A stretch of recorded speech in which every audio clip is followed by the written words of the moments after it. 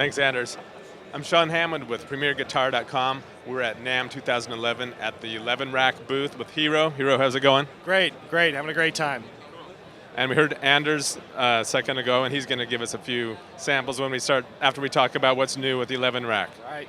So this year we're very happy to announce that we will have an update, a software update for 11 rack coming out in March, and it basically has a lot of stuff that our customers have been asking for. You know, the product came out last year.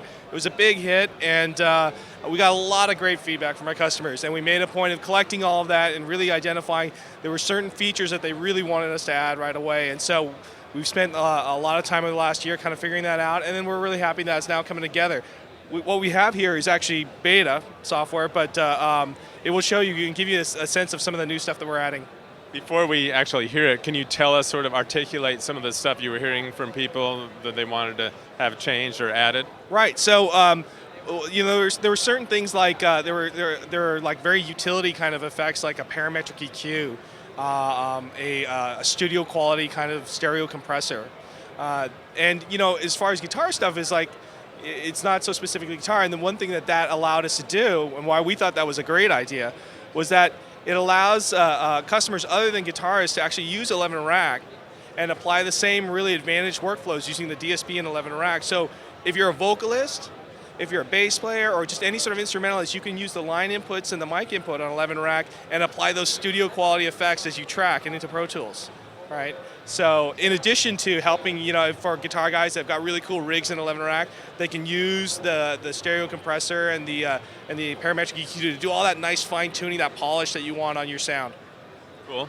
And how about some of the new sounds that we're going to hear? What are we going to hear? So of course we wanted to add a bunch of new amps and new effects. The most notable amp that we want to mention is that we added an emulation of the SVT, the Ampeg Svt Bass Amp.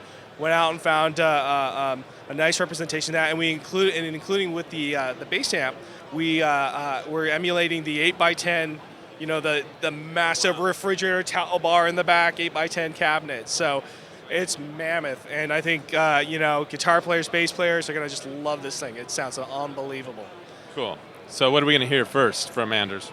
So another one of the amps that we added was we did an emulation of the matchless DC30 from the kind of early 90s, the Samson era DC30. And so Anders is going to play some stuff, and he's going to show you, just like anybody who's experienced a DC30, how just simple changes to your pickup, selection, volume knob, and your touch is going to elicit all kinds of great new responses out of it.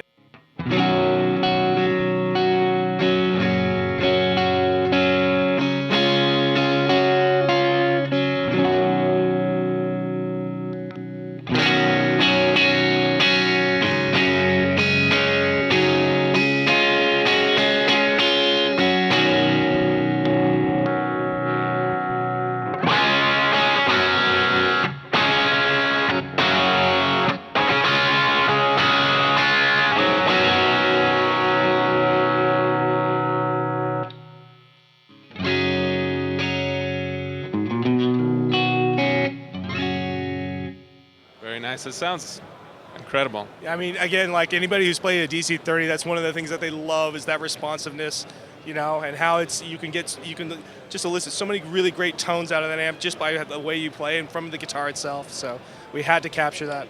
Cool. Including stuff like the 5-position tone switch on there and everything. Yeah, again, you know, Anders have got all that different levels of gain and clean and distorted tones from just making pickup changes, volume knob changes, and how he was hitting the strings. So cool. Now, what's next that we're going to hear? So we don't have a bass with us right now, but we want to show you the bass amp. And in conjunction with the bass amp, we've actually got, I believe, the stereo compressor in the signal pad. The funny thing is, the bass amp with a guitar, it sounds massive and it sounds really fat. So I want Anders to show you guys some of that stuff as well.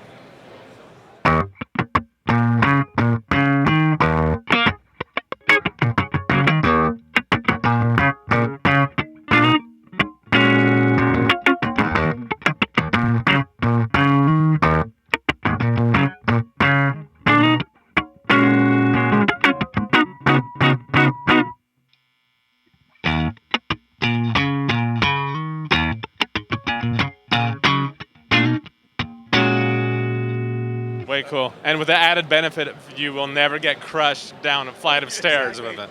I mean, anybody who's hauled that cabinet around, I mean, it's like the first and the last time you'll ever do that, right? And so, for those of us who don't have a crew and cartage, having this in a box that you can transport, in a 2-space rack is amazing.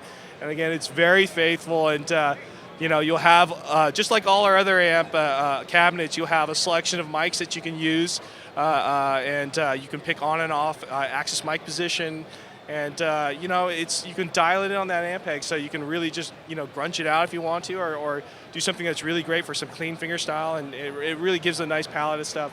Cool. For the cases. So. Cool. Are there any other sounds you want us to hear? Yeah, another thing that people were asking for is that they wanted a really nice long, a stereo delay that could do ducking, that could do, panning, it could do, had a lot of delay time. So that's something else we wanted to add.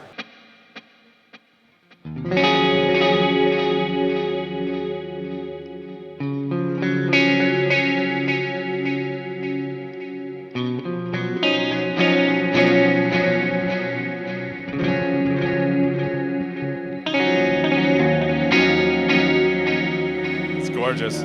Yeah, thanks. I mean, it's you combine it with some of the reverb processing they have, you could do great ethereal things, ping pong type effects. So again, it's one of these things that customers really, really wanted to, and we're so happy to give it to them. Cool. Is this like a rotary speaker effect now? Yeah.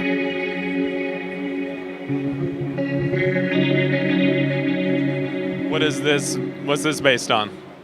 So so this is a combination of, you've got the delay and our stereo reverb, providing all that kind of ambient processing, and then he does have our kind of our rotary speaker emulation, positioned before the amp emulation, providing all that nice modulation.